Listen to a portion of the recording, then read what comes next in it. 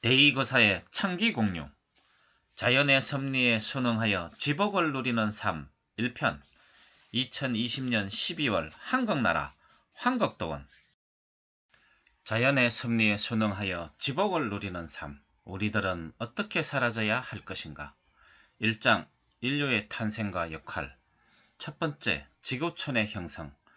지구란 별은 약 46억 년 전에 불덩이로 태어나 차츰 식어가면서 땅과 공기와 물 그리고 햇빛이 생겨나고 식물류와 동물류 등이 차례로 생겨난 후 맨 나중인 약 300만 년 전에 사람이라는 의식체를 SG Something Great께서 태어나게 했습니다.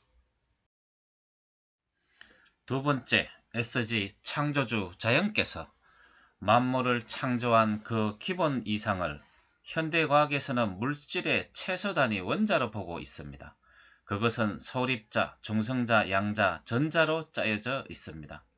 그중 중성자는 이 세상을 어떻게 소생 발전시킬 것인가 라는 의식이며 양자는 그 의식을 어떻게 실현할 것인가 라는 의지력이 잠재되어 있다는 원리로 우주의 기본 이상에 비유할 수 있습니다.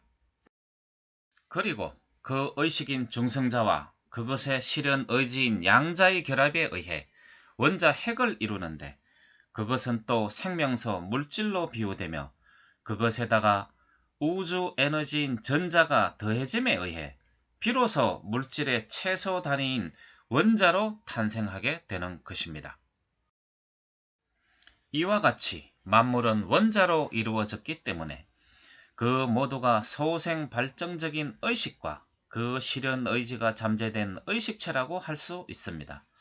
다시 말하면 SG는 소생 발전하려는 의식과 실현 의지를 펼치려는 자기의 기본 이상을 3차원적으로 실현하기 위해서 먼저 우주라는 틀을 마련하고는 거기에다 필연적으로 필요한 만물들과 함께 인간이라는 의식체까지 창조한 것입니다. 이것으로 SG께서는 그의 염원인 아름다운 지구촌의 에덴 동산을 이루는데 무려 46억 년 만에 그 뜻을 펼 수 있게 되었습니다. 그리고는 이 동산을 오래도록 잘 가꾸기 위해 그 역할을 고차원적으로 마련한 그의 분신인 인류들에게 부탁하면서 부디 자연의 구조에 따른 법칙대로 살아갈 것을 다음과 같이 일러주셨습니다. 2장 우주의 구조와 운행법칙, 자연의 섭리. SG께서는 만물들이 서로 상생상보적인 작용에 따라 공생공령하기를 바라는 그의 이상대로 창조된 분신인 만큼 그 자연의 섭리에서 결코 벗어날 수 없습니다.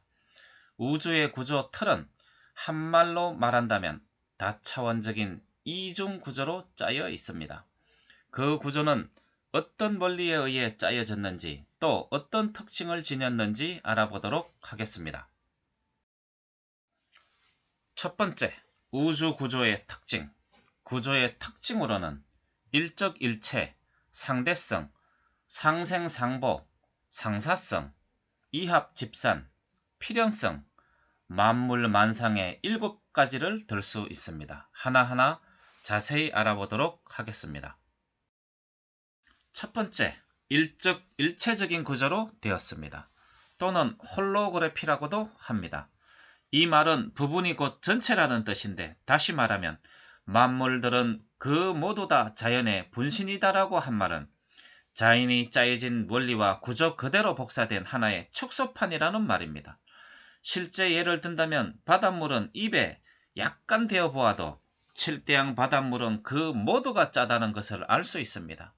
한의사는 환자의 맥만 짚어보아도 그분의 심신의 건강 상태의 대략을 파악할 수 있으며 또 공명자장 분석기에 머리카락이나 오줌, 혈액, 즉 신체 어느 한 부분만 분석해 보아도 심신의 건강 상태가 수치로 나타납니다.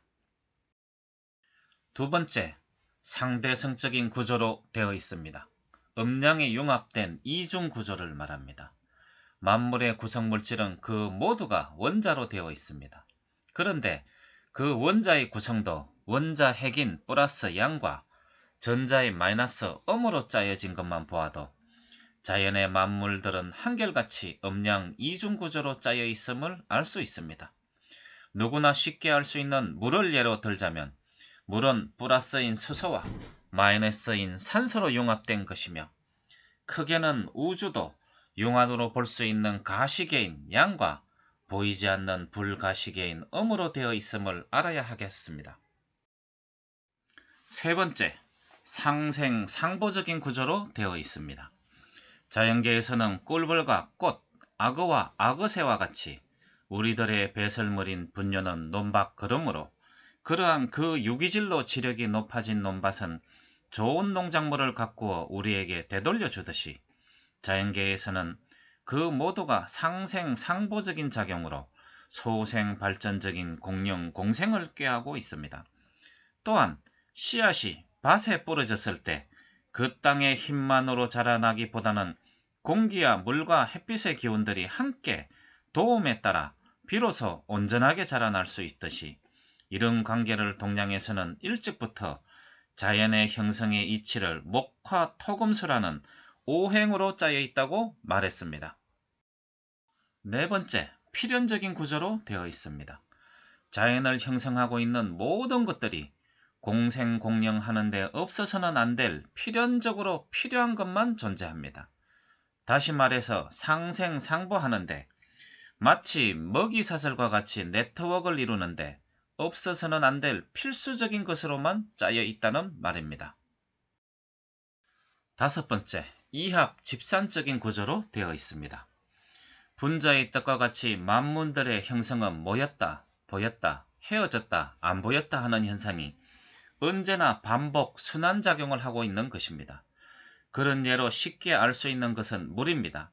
물은 안 보이는 수소와 산소들의 융합에 의해서 보이는 물로 나타나게 됩니다. 그러다가 물이 기화 상태가 되면 산소와 수소란 원래의 원소로 환원해버리면 물이란 존재는 다시 보이지 않게 됩니다. 그러니까 모든 만물들은 영원히 고정 상태로 존재하기보다는 언제나 유동적으로 변하고 있다. 즉, 안 보이는 원소의 세계 반물질에서 보이는 물질 세계로 항상 원자 전환의 원리에 의해 반복 순환됩니다. 이런 현상을 불가에서는 안 보이는 공이 곧 물질이요, 보이는 물질 세계 색은 안 보이는 공의 세계에 다르지 않다고 했습니다. 또 이것은 공사상 공적 시색, 색적 시공이라고 합니다. 여섯 번째, 만물 만상적인 구조로 되었습니다. 지구촌 인류들이 78억이나 살고 있지만 그 인간이란 전체 구조는 유사하다고 할 수 있지만 그 중에서 똑같이 생긴 모습을 가진 사람은 단 한 명도 존재하지 않습니다. 한날 한시에 태어난 5억이나 되는 정자라도 전자현미경으로 관찰해 보았더니 하나도 같은 것은 없었다는 사실만 보아도 똑같은 종류와 품종이라도 그 기능이 한결같이 다릅니다. 즉, 오리지널 복사판은 존재하지 않습니다. 날씨 하나만 관찰해 보아도 언제나 변화무쌍합니다. 운동 경기만 보아도 그러합니다. 똑같은 멤버 양팀이 언제나 같은 축구 시합을 날마다 하는데도 관중이 많이 보이는 것은 물론 응원하는데도 목적이 있겠지만 그보다는 시시각각으로 달라지는 묘기 연출에 더 흥미를 느끼기 때문일 것입니다. 요건은 비슷한 변화는 일어나도 한 번도 똑같은 변화는 일어나지 않는 구조로 되어 있다는 것입니다. 일곱 번째, 부정불감적인 구조로 되어 있습니다. 자연계는 다종다양한 만물들이 모여서 이루어진 것이지만 그것들의 종류에 따라 차지하는 수량의 비율은 모두 다릅니다. 그것은 만물들이 서로 간섭이 아닌 상생상보적인 작용으로 전체의 조화를 누리는데 절대적인 필수 조건입니다. 그러니 이 자연계가 잘 보존되려면 만물들이 차지하는 비율이 더 불어나거나 줄어드는 현상이 일어나서는 안 됩니다. 이러한 구조의 원리는 생물들의 먹거리인 사물에서 더욱 확인할 수가 있습니다. 즉, 포식자보다 포식당하는 쪽의 수량의 비율이 항상 우위에 놓여 있기에 언제나 먹이사슬이 원활히 순환되는 것입니다. 만약 이러한 구조가 무너진다면 자연계도 무너질 것입니다. 또 우리의 인체는 자연계 구조의 촉소판이기에 그 틀에서 벗어날 수가 없습니다. 인체 생명의 유지는 다종다양한 영양소에 의한 것이지만 그것들이 공급되는 비율은 영양소에 따라 다 다르다는 것은 누구나 아는 사실입니다. 만약 그 비율에 차질이 생긴다면 생명체는 이상이 일어나지 않을 수가 없습니다. 그리고 비록 인위적으로 만들어진 구조물일지라도 그 모두가 자연의 이치에 따라 제작된 것인 만큼 그러한 이치에서 벗어날 수가 없는 것입니다. 오늘은 자연의 섭리에 순행하여 지복을 누리는 삶 1편, 우리들은 어떻게 사라져야 할 것인가, 이 주제로 소개를 하였습니다. 다음 시간 2편에서는 인간의 존재 가치라는 주제로 만나 뵙겠습니다. 감사합니다. 복본 한국나라 한국동원 영안대의 박명성.